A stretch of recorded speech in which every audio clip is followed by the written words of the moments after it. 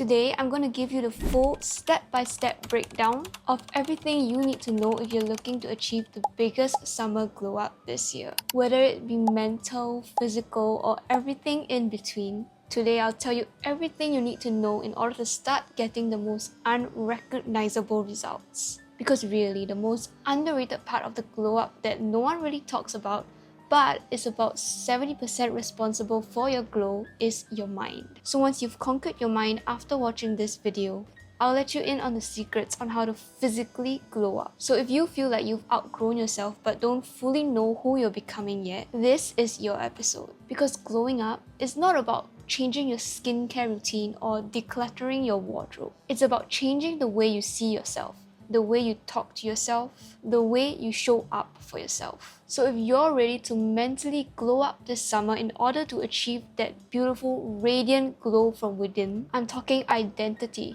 discipline, and that version of you that you know you're meant to be, then this video is for you.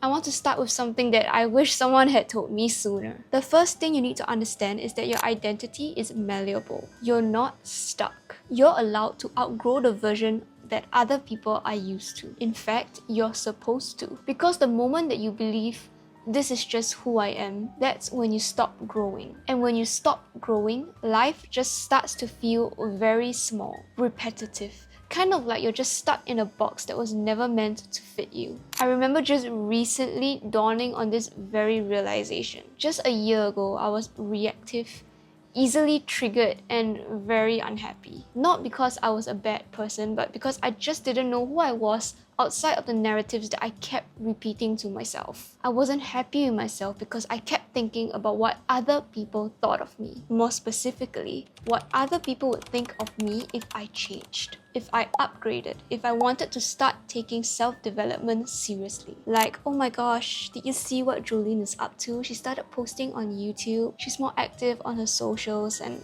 all that noise. That version of me, I saw myself as a concrete block, just unmoving, unwilling to change and set in place. But here's what changed everything. I stopped seeing myself as something finished, like an end product, and started seeing myself as clay or Play-Doh, squishy, shapeable, capable of becoming something new, something better. Not by just destroying and abandoning my old self, but by evolving with intention and building with purpose.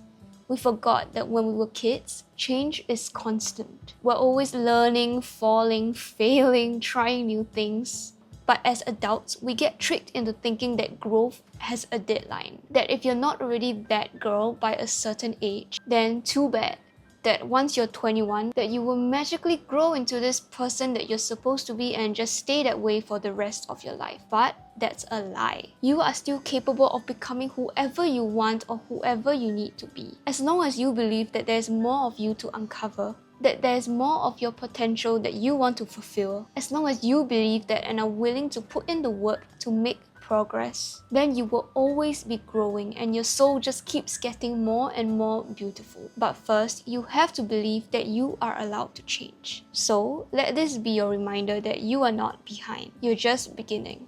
But if you feel like you see your potential, you've been putting in the work, but you still struggle with staying consistent and seeing results, then the next thing you have to understand that discipline isn't the problem. Devotion is the real shift. So let's talk about discipline, or rather, why discipline has never worked in the long term for you. Not because you're lazy, not because you lack willpower, but because the version of discipline that you've been taught, it wasn't designed for your nervous system, your emotions, or your cycles in mind. Traditional discipline is muscular, rigid, and linear. It's just do the same thing every day, no matter what, push through, hustle, grind, which yes, of course it's a good concept, and yes, of course it does work for some people. But as women, we are literally cyclical beings. Our energies, our focus, even our bodies shift week to week. Some seasons are made for sprinting while others call for slowing down. And when you try to discipline yourself throughout all of it with no regards to your body's rhythm, you're not building character.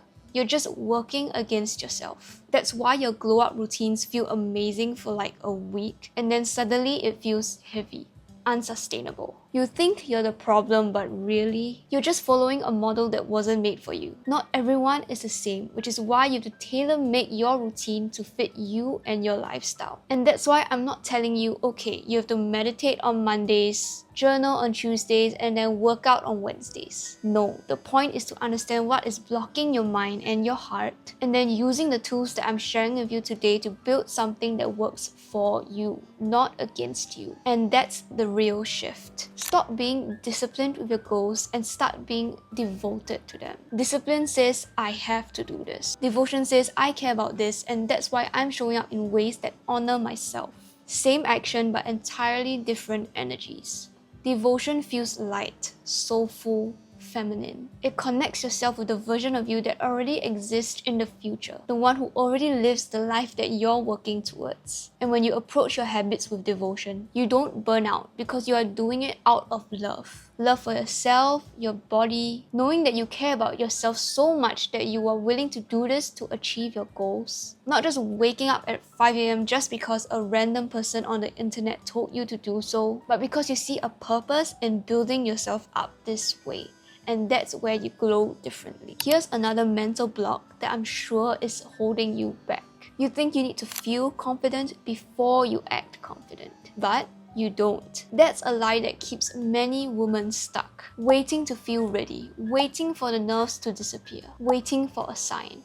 But confidence doesn't come before action. It is built through action. So if you're struggling with this, you can use something called the opposition action hack. Opposition action is a skill used in various different behavioral therapies to manage emotions by acting in a way that is the total opposite of what your emotions are telling you to do. And it's particularly helpful when you're using it to act on an emotion that is ineffective or harmful. For example, if you're feeling sad and want to isolate yourself, opposite action would involve getting out and interacting with others. And you just continue to do this over and over again because confidence isn't fake, it's practiced. Confidence is built through action, not waiting or running away. And you don't need to be perfect at it. You just need to act like you already are the version of you who knows who she is and knows what she's doing. Even if you're not fully confident at the time that you can do it. Because with practice and over time, the gap between who you are and who you're becoming will slowly start to close. And that's where the real change and magic starts to happen. The next step that is crucial to help you see growth that a lot of people overlook is gratitude. But not just the basic kind. You have to go much deeper with gratitude. Don't just list, but immerse. I'm not talking about the 3 things I'm grateful for today and just move on. I'm talking about total and full immersion. About actually sitting in with the emotion, feeling it with your body, letting it really sink in and understanding what it really means to be grateful. For example, instead of writing, I'm grateful for Clara, my best friend. Take a moment to think. What if they weren't here anymore? What are the things that you should have told them but were too busy or scared or shy? How do they make you feel? What's something they've done for you that's changed your life even in a small way? When you do this, you stop scanning the world for what's missing and you focus on what's around you. You start noticing what's already good. And I know that for a lot of us, we are blessed in so many ways that we don't even know or realize. Gratitude isn't just a feel-good practice. It literally rewires your brain. It strengthens your energy, calms your nervous system, and makes your life feel more abundant without even changing anything externally. You don't even need to write it down if you don't want to. But the next time you're around people you love or you're dreading about doing the work, just think about how much love that the people around you give. Or that time when you prayed to have that job or the position that you're in now. Own your circumstances and be grateful for them. And slowly you will start to shift into the abundance mindset. Now I know that a lot of us here, especially you since you're watching my videos, you're always wanting to do better, always wanting to learn more. But you were not born just to grind. Let me say that again. You were born not just to grind. And yet so many of us has let hustle culture just hijack itself into our identities. If it's not making us money or moving us closer to our goals, then it must not be productive. But you know what? Sometimes what you need isn't another goal, but a hobby. Something just for you. Not to monetize, not to optimize, just for you to simply enjoy and be. Hobbies aren't just for fun. they heal. For me, I love drawing, reading, and watching some very specific shows on Netflix. Sometimes when I need rest, I just schedule time to mindfully enjoy myself. I sketch, draw, read, scroll, and I will admit, sometimes I do feel guilty. But you have to listen to your body and your mind. We are not just meant to go all the time. When your body needs rest and it doesn't get it, soon enough it will just lead to a downward spiral of just being unhappy and unfulfilled. The key here is balance and control. Spend mindful time doing what you enjoy. It's grounding, joyful, and it gives you time and space to breathe. Whether it's journaling, reading, baking, or dancing in your room, I need you to find one thing that brings you joy for no reason. Because joy is healing and joy can be productive too. Finally, let's talk self-development. And no, I don't mean a Pinterest quote or half-read book on your nightstand. I mean intentional, scheduled time to pour into the version of you that you are wanting to become. It's about prioritizing growth and making self-development a habit. So for me, every Sunday, I treat it like my reset. I plan out my goals for the week, everything I want to achieve and get done, the time I want for socializing and meeting with loved ones. This gets me mentally and emotionally prepared for the week to come and realigns my goals with my actions. Because if you ask me what my routine will be 1 year from now, I have no idea, but at least I have some kind of idea and plan of how I want this week to go in order for me to slowly move towards that 1 year goal. I'm also trying to remind myself more about these goals that I have in the first place, whether it be vision boarding, journaling, writing them down, or just setting them as my wallpaper. This stuff isn't fluff, it's mental programming. And the more you feed your vision, that version of you that you want to be, that glowed up, radiant, intelligent girl that is on your vision board, the more natural it becomes to align with her. And the glow up is definitely not about escaping who you are, but it's about shedding who you're not. It's about letting go of the patterns that once protected you, but now are just holding you back.